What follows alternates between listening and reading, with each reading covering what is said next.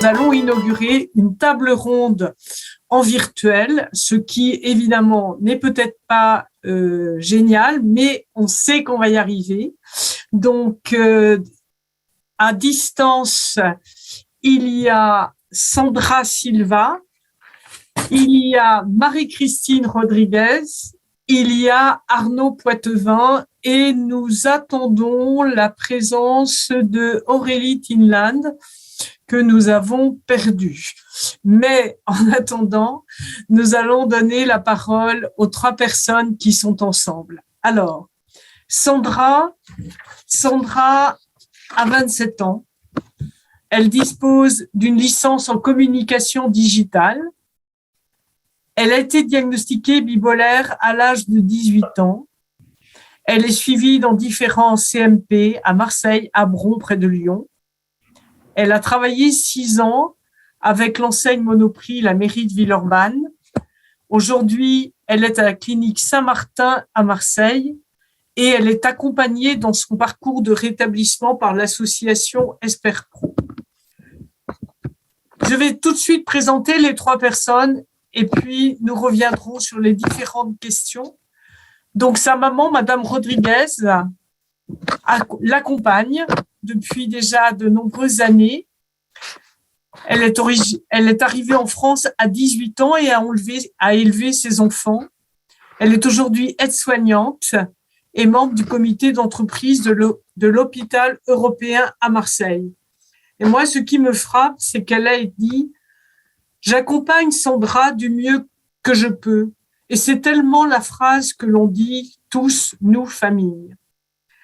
Arnaud Poitevin, juriste pendant plusieurs années dans différentes structures dont le CNRS ou encore la Cour pénale internationale.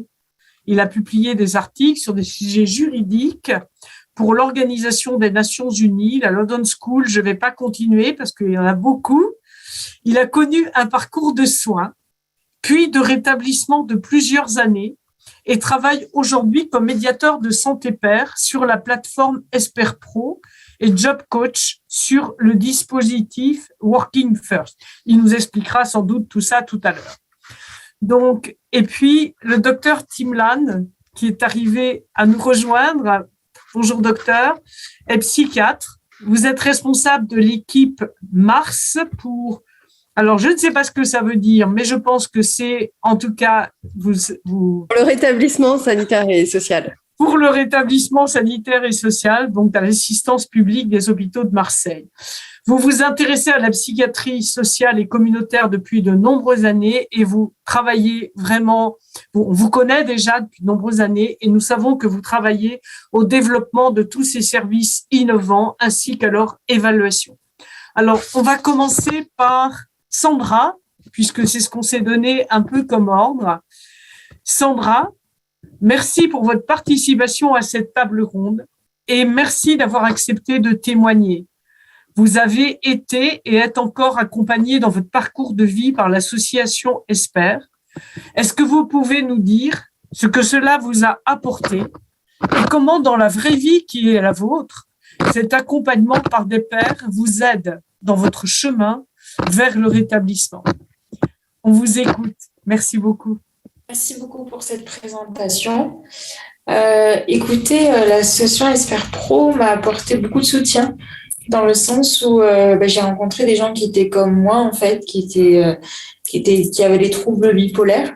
Donc voilà, j'ai eu beaucoup de soutien. J'ai pu aussi comprendre que certains avaient eu des vies extraordinaires et que c'est quelque chose que je pouvais faire aussi. Donc voilà, j'ai apprécié toutes les mises en place qui ont été faites avec EsperPro.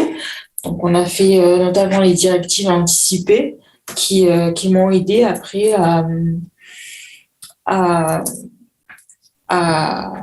excusez-moi, à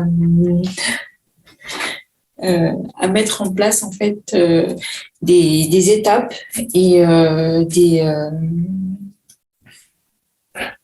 les directives anticipées sur les symptômes, ouais, les plans d'action sur les objectifs et les étapes. Exactement, voilà. vous inquiétez pas, il n'y a que vous qui savez ce que vous allez nous dire. Donc, de toute façon, vous ne pouvez pas vous tromper. C'est juste votre cœur qui est présent avec nous et votre parole. Donc, ne vous inquiétez absolument pas. Si vous ne, voilà, dites-nous simplement le plus simplement possible et tout le monde sera content. Ne vous inquiétez pas du tout. Si vous accrochez, c'est pas grave du tout. Je ne sais pas, du coup, si vous voulez poursuivre ou bien si votre maman aujourd'hui peut nous dire, elle vous accompagne dans le parcours de vie. Et clairement, je pense il est très important pour nous, famille, on est proche aidant, mais on n'est pas père aidant. Et donc, il est intéressant sans doute pour nous, que vous puissiez nous dire comment finalement Esper Pro, au travers de leur métier de père aidance, ont apporter quelque chose à Sandra, voilà, de ce que vous avez perçu, et puis comment tout ça, ça a été aussi un soutien pour vous en tant que proche aidant, proche accompagnant de Sandra. Bonjour, merci de me donner la parole. Voilà, Esper Pro, je les ai connus, j'ai eu contact avec eux parce qu'à un moment difficile, dû à un accident de Sandra, j'ai dû demander un peu d'aide. Donc, et c'est à ce moment-là, l'hôpital de la Conception, que j'ai eu le numéro de téléphone et qu'on m'a parlé d'Esper Pro. Donc, à ce moment-là, on les a contactés, ils ont pris connaissance avec Sandra, donc tout s'est mis en place tout seul. C'est vrai que là, j'entends beaucoup de mots que je ne connais pas, Esper Pro, proche aidant, c'est réconfortant de voir qu'il y a beaucoup de gens qui s'occupent de ça, de voir des gens qui ont la même pathologie ou même plus, qui prennent du temps pour les autres, tout ça, c'est des choses que je ne connaissais pas. Évidemment, ça fait depuis ses 18 ans qu'on lutte avec. Sandra a quand même continué son parcours de son côté, tout en l'aidant. Mais c'est vrai que nous, on tombe dessus, on ne sait pas du tout de quoi ça parle, ce que c'est. Donc, on apprend au fur et à mesure, petit à petit. Et quand on voit des gens tellement investis dans l'aide aux autres, l'aide aux gens qui ont des problèmes, c'est vrai que c'est réconfortant. On se sent moins perdu, on se sent soutenu quelque part.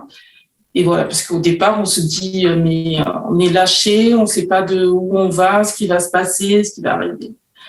Et là, de savoir qu'il y a tant de gens avec qui on peut parler, avec qui on peut s'appuyer et qui sont là pour vous aider, c'est vraiment très réconfortant. Merci.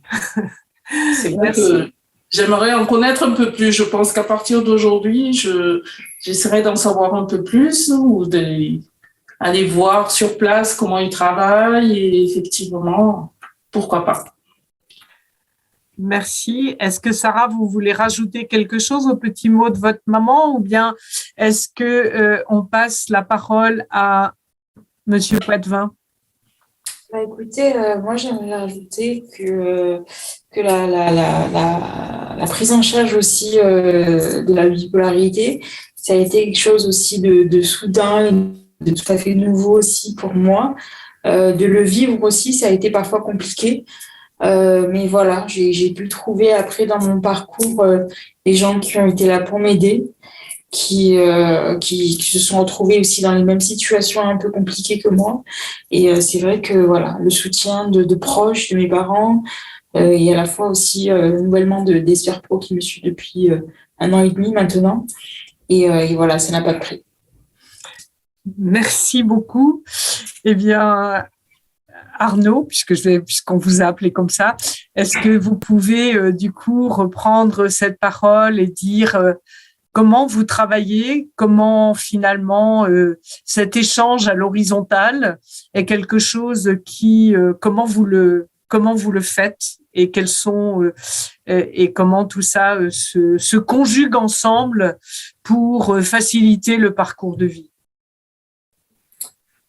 Merci. Alors, en introduction, je voulais vous remercier pour votre bienveillance parce que c'est vrai qu'on peut avoir parfois un peu de stress à intervenir sur des événements comme ça. Et franchement, merci l'UNAFAM. Voilà, une super image, en tout cas de bienveillance. Voilà, donc vous-même et Hélène Chastanier dressée.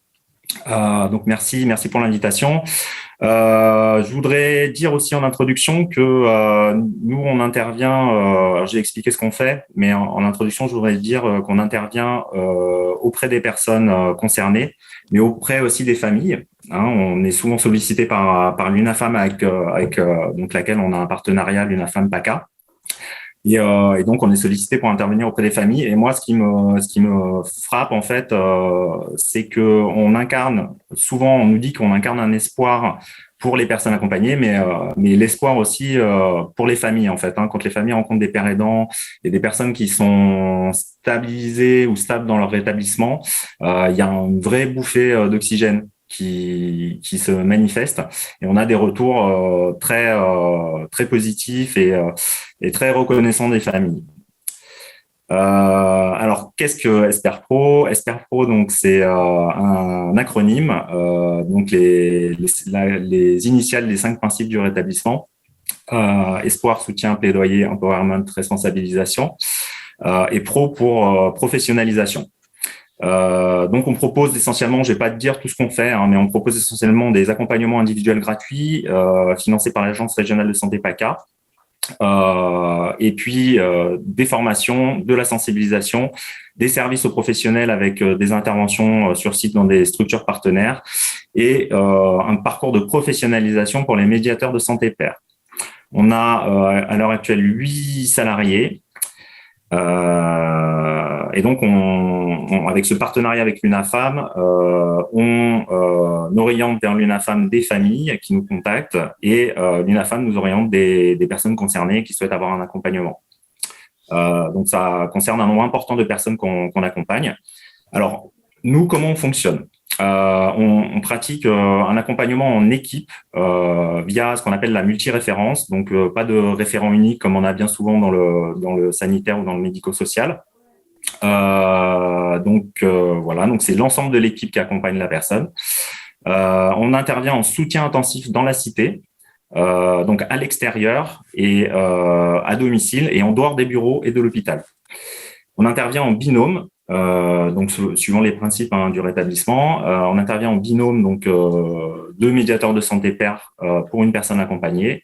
On pratique le principe de zéro exclusion, donc on accompagne les personnes quelle que soit leur consommation ou quelle que soit leur attitude vis-à-vis des traitements, de la prise des traitements. Et on se base sur le rêve des personnes, donc suivant toujours les principes du rétablissement. Donc, on ne tient pas forcément compte d'un principe de réalisme ou de réalité, et en fait, on part vraiment comme base les aspirations profondes de la personne, hein, quitte après à ce que la personne, dans le cadre de l'accompagnement, au fur et à mesure, se rende compte d'elle-même que peut-être que ses objectifs ne sont pas réalistes à ses yeux et qu'ils méritent d'être revus. Alors, on l'a vu tout à l'heure, nous, on utilise essentiellement ce qu'on appelle le VRAP, donc le plan individuel de rétablissement, qui en fait duquel sont issues les directives anticipées en psychiatrie, hein, qui est un plan de crise qui donc est inspiré par le plan de crise du VRAP. On utilise aussi l'approche centrée sur les forces, des plans d'action pour construire des objectifs significatifs avec les personnes à mettre en place dans leur vie, et puis encore parmi d'autres outils, l'open dialogue. On intervient également dans les programmes ETP, hein, on l'a vu tout à l'heure. Et on facilite l'alliance thérapeutique avec les équipes médicales, médico-sociales, et bien souvent, pour les personnes qui le souhaitent, l'adhérence au traitement. Hein, on essaye de les soutenir si elles le souhaitent dans cette démarche, et les conforter, notamment par rapport à tout ce qui est effets secondaires ou effets iatrogènes des médicaments. Et donc, le médiateur pratique l'autodivulgation. Je termine. Je sais peut-être que j'ai été un peu long. Je ne sais pas s'il reste beaucoup de temps. Donc, comme je l'ai dit, on propose un parcours de professionnalisation pour les personnes qui souhaitent exercer le métier de père aidant en santé mentale, en passant tout d'abord par une pratique bénévole dans le cadre de l'association, en binôme donc avec un salarié. Et puis par la suite, quand on a des opportunités de recrutement dans les structures partenaires, on propose aux bénévoles avec qui on a travaillé pendant quelques temps, s'ils le souhaitent, de pouvoir intégrer un poste. Voilà. Et puis, j'attendrai de répondre aux questions pour aller plus loin. Merci. Oui, nous avons un petit peu plus de temps que ce qui était prévu parce qu'il y a un orateur qui ne pourra pas venir ce matin. Donc, ça nous laisse ce petit temps de souffler puisqu'on avait vu quand on avait préparé la table ronde qu'on était un peu serré. Donc, on a ce temps pour souffler. Je vais passer quand même, avant de passer aux questions plus particulières, je vais passer la parole donc à Dr Tinland. Donc, la question, bien sûr, du bien fondé de la pérédance en santé mentale et en psychiatrie n'est plus une question pour vous, mais une certitude. Accepteriez-vous de nous en dire plus ? Oui, moi, je voudrais dire tout d'abord que j'ai travaillé je travaille avec Esper Pro, donc je connais les plateformes de pérédance et je trouve que c'est vraiment très intéressant comme démarche. J'ai connu aussi, et je pense que c'est un dispositif qui est très complémentaire, les médiateurs de santé pair dans les équipes, c'est-à-dire quand on travaille au quotidien avec des médiateurs de santé pair. Et c'est vraiment des métiers nouveaux et qui apportent vraiment quelque chose. Je pense qu'il y a beaucoup de personnes qui sont convaincues de ça parce qu'ils installent une relation assez différente avec les personnes. Il n'y a pas du tout d'enjeu de pouvoir. Par contre, quand les médiateurs sont encore dans les équipes, si les équipes sont pas très bien formées au rétablissement, ça peut être compliqué et ils peuvent aussi se retrouver rangés du côté des soignants. Et il y a un intérêt à avoir ces plateformes pour que les médiateurs soient vraiment indépendants. Il y a un intérêt aussi à ce qu'il y ait du dialogue avec les équipes et qu'il y ait des pairs aidants des équipes qui aillent trouver ce soutien professionnel au sein des plateformes. Donc, les plateformes, ça a été un accélérateur sur la professionnalisation et ça a permis aux pairs aidants de vraiment développer des pratiques. On voit que les outils qui ont été mentionnés, le WRAP, les directives anticipées, l'Open Dialogue, c'est des outils, Arnaud a parlé aussi de l'approche par les forces, c'est des outils du rétablissement et très naturellement, les pairs aidants s'en sont emparés et en font un usage vraiment très, très intéressant. Donc après, je ne sais pas si on a bien entendu Sandra et sa mère sur les liens avec Esper Pro et sur la différence qu'ils ont pu constater par rapport au rapport avec les professionnels. Est-ce qu'ils ont encore envie d'en dire quelque chose ou pas, ou est-ce que c'est suffisant? Mais sinon, j'aurais aimé faire un focus, comme on est dans une journée de l'UNAFAM, par rapport aux directives anticipées. Donc, les directives anticipées, c'est quelque chose qui permet vraiment de réduire les hospitalisations et d'augmenter le pouvoir d'agir des personnes qui les remplissent. Et c'est un outil, je trouve, dont spontanément Sandra a parlé au début et sa mère aussi et Arnaud. Et en fait, on peut vraiment se rendre compte dans cet outil de la manière dont les médiateurs peuvent articuler la prise en charge autour des personnes. Puisque les directives anticipées, elles ont été remplies par une personne, en l'occurrence par Sandra, accompagnées par un médiateur, et elles ont été partagées avec la personne de confiance. Et cet outil, pour les proches, ça peut être très intéressant que les personnes concernées remplissent des directives anticipées, parce qu'on peut culpabiliser, ça peut être compliqué quand on ne sait pas quoi faire quand il y a une crise. S'il y a des directives anticipées, on ne va pas contre les choix de la personne, on peut se référer aux directives anticipées. Il y a beaucoup de culpabilité, c'est un moment difficile, la crise, et le fait d'anticiper, ça permet souvent d'éviter la crise, justement, parce que les personnes, elles se mettent en possibilité elles-mêmes d'éviter la crise. Donc, je trouve que ça fait partie, voilà, de ces exemples de la manière dont tout ça peut s'articuler avec de nouveaux outils et intégrer plus les familles. On a parlé aussi de l'Open Dialogue, où c'est une pratique effectivement finlandaise. On a commencé à se former à Marseille et il y a quelques équipes aussi qui sont intéressées un peu partout. C'est vrai que c'est une approche très intéressante et là aussi, les familles sont au cœur et le fait de mettre tout le monde ensemble, ça fait vraiment partie de ces nouvelles approches. Et donc voilà, moi j'ai beaucoup d'espoir par rapport à ça. Je voulais peut-être redonner pour les 5 minutes qui restent la parole à Sandra et à sa maman pour voir, parce que moi ça m'intéresse beaucoup la manière dont cette prise en charge est différente en fait de la manière dont on se comporte avec les autres professionnels en fait. Et ça, je ne sais pas si elles l'ont ressenti ou pas, mais ces différences-là, je trouve qu'elles sont fondamentales. En fait, c'est vraiment un nouveau métier, c'est vraiment quelque chose de différent. Moi, je l'ai vu dans la recherche sur les directives anticipées, mais peut-être, voilà.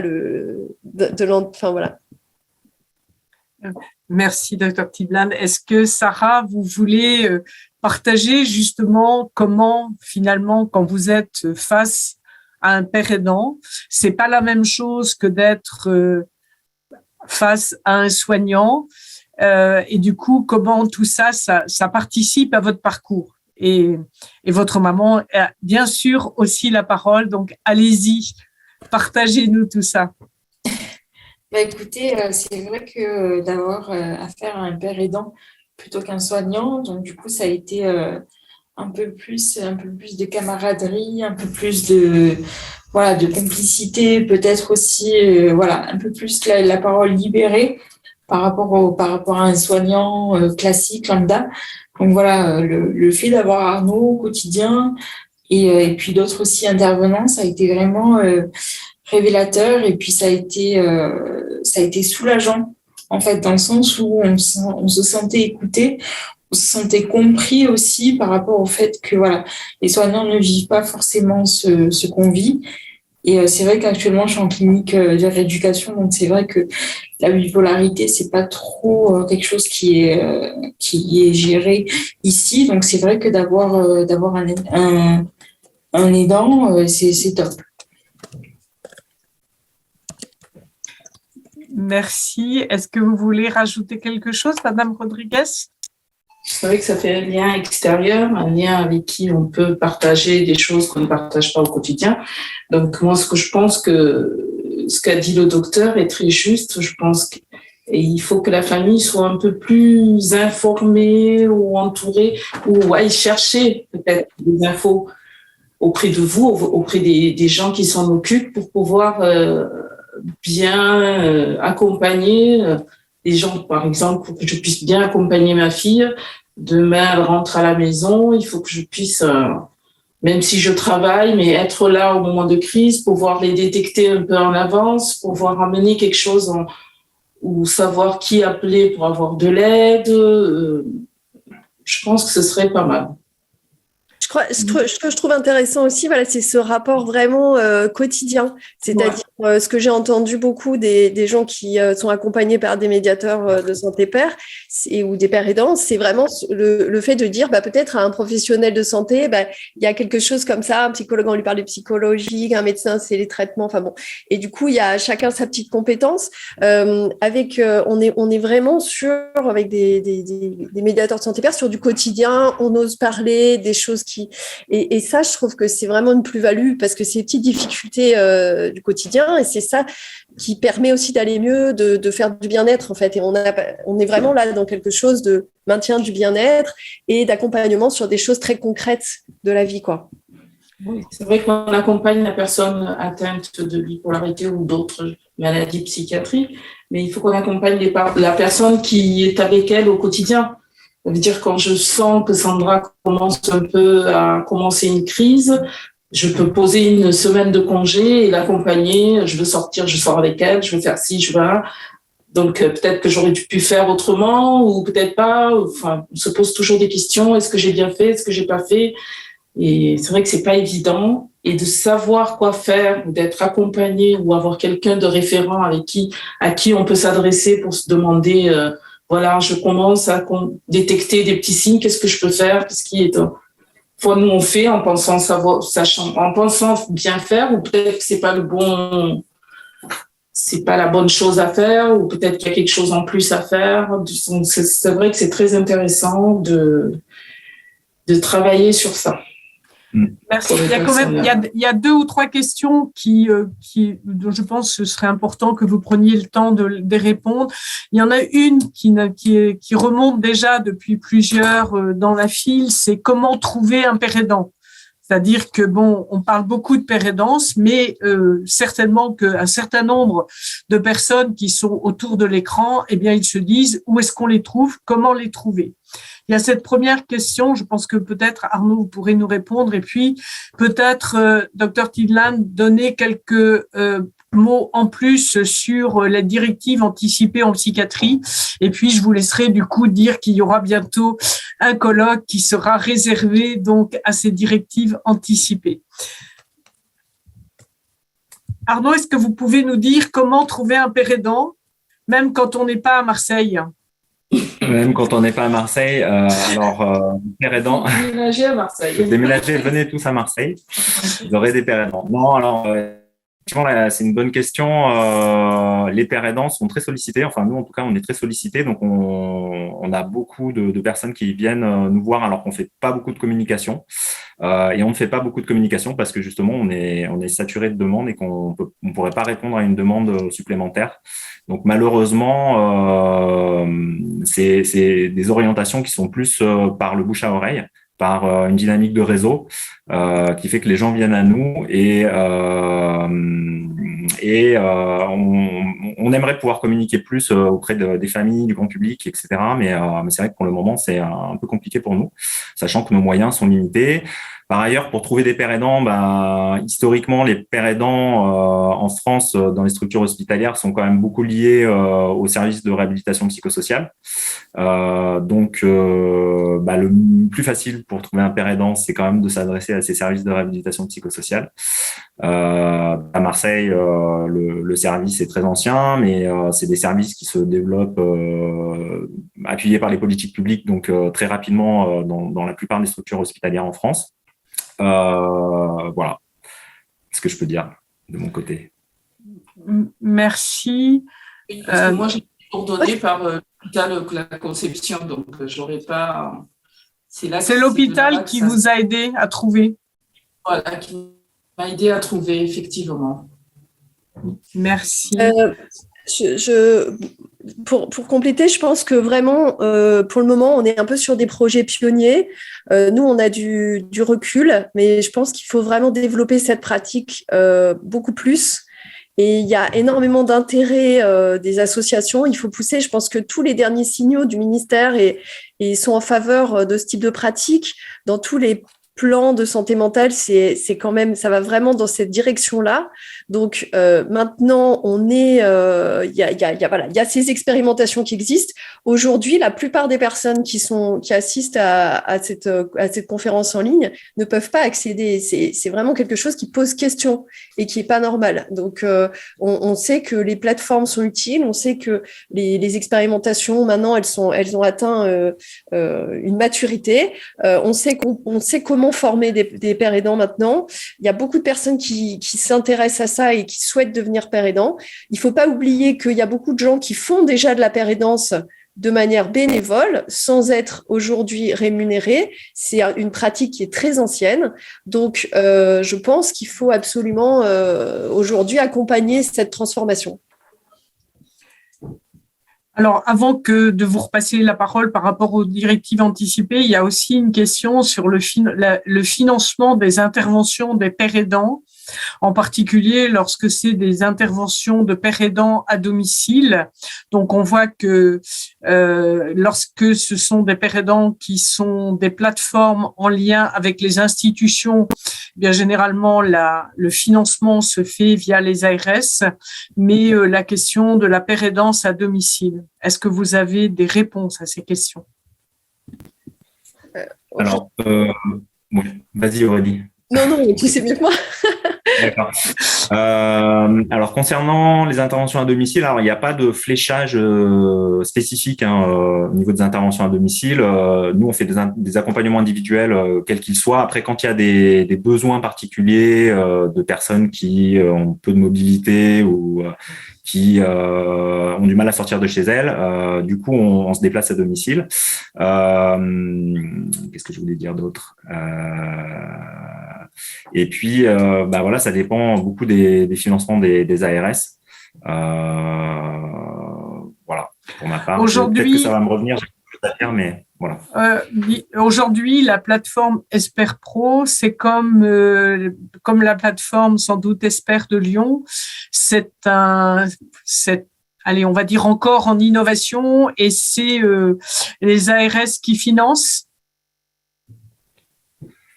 Oui, alors nous on est financé par l'ARS PACA. Alors pour Esper Lyon, je crois, alors c'est quand même une structure qui est soutenue par l'hôpital du Natier, beaucoup.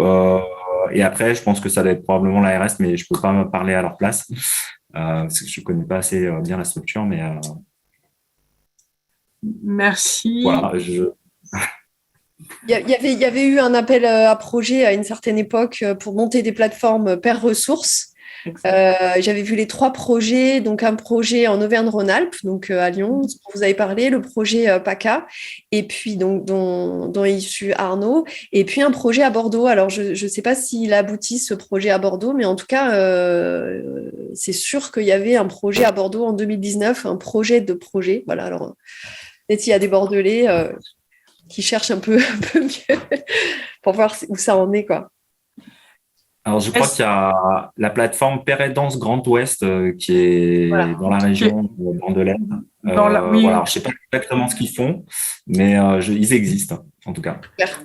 Mais voilà, après, c'est vrai que ça serait intéressant de créer un réseau et puis dans l'idée d'essaimer un petit peu ces pratiques-là. Mais c'est très récent, on parle de 2019 quand même pour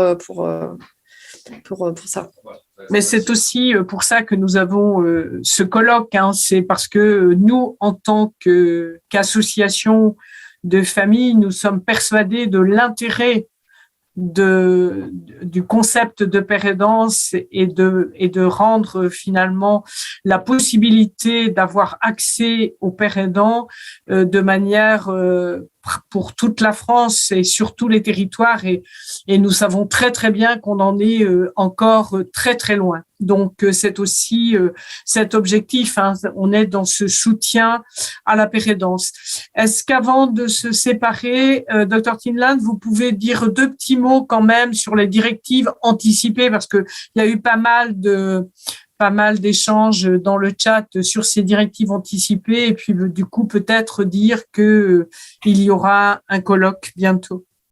Oui, j'en profite pour dire, il y a des messages très intéressants. C'est vrai que voilà, on n'est pas au courant de toutes ces initiatives, et il y a des trucs que je vois qui ont l'air très intéressants.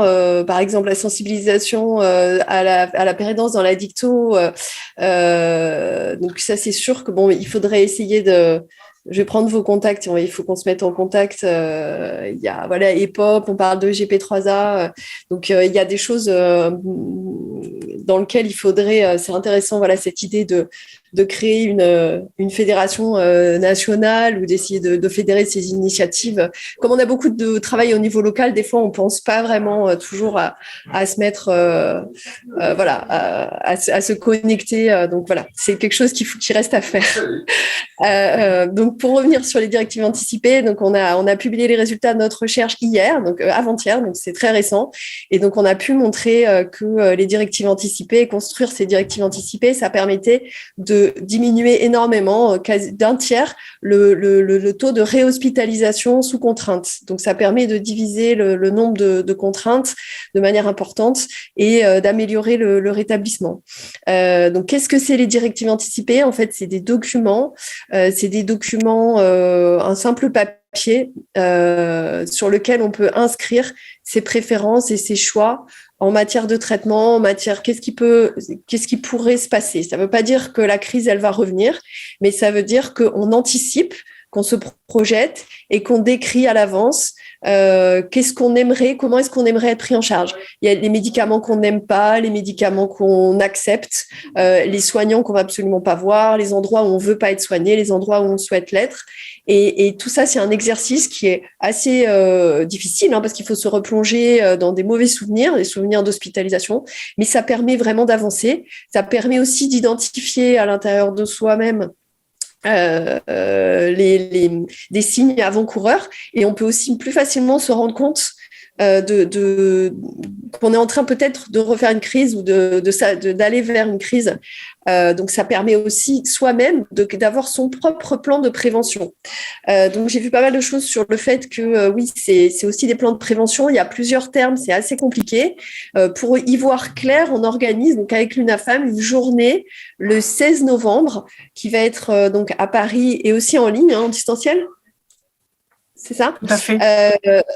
Et donc, du coup, c'est une journée pour parler de tout ça, parce que c'est un sujet très important, très intéressant. Et donc, il y a beaucoup d'acteurs qui sont mobilisés. Donc, on organisera cette journée au ministère pour pouvoir avancer tous ensemble. Et je vous invite tous à y assister pour mieux vous documenter sur qu'est-ce que c'est ces directives anticipées et qu'est-ce qu'elles peuvent changer dans la vie des personnes. Alors, à noter que oui, c'est des directives anticipées psychiatriques. C'est-à-dire que c'est sur le modèle un petit peu des directives anticipées de fin de vie, puisque les directives anticipées de fin de vie, aujourd'hui, elles sont opposables. C'est-à-dire que les médecins sont obligés de les suivre. Quand on écrit ces directives anticipées de fin de vie, les médecins, en théorie, sont censés le faire. Là, pour le moment, on est sur un modèle similaire, c'est-à-dire le fait d'écrire en avance ses propres souhaits, mais pour le moment, les médecins ne sont pas obligés de les suivre. Ceci dit, même le fait de les passer, ça permet quand même d'améliorer beaucoup de choses, et donc pour le moment, ça ne doit pas être un obstacle, mais c'est la prochaine chose qui nous attend derrière, c'est de rendre ces directives vraiment opposables. Merci.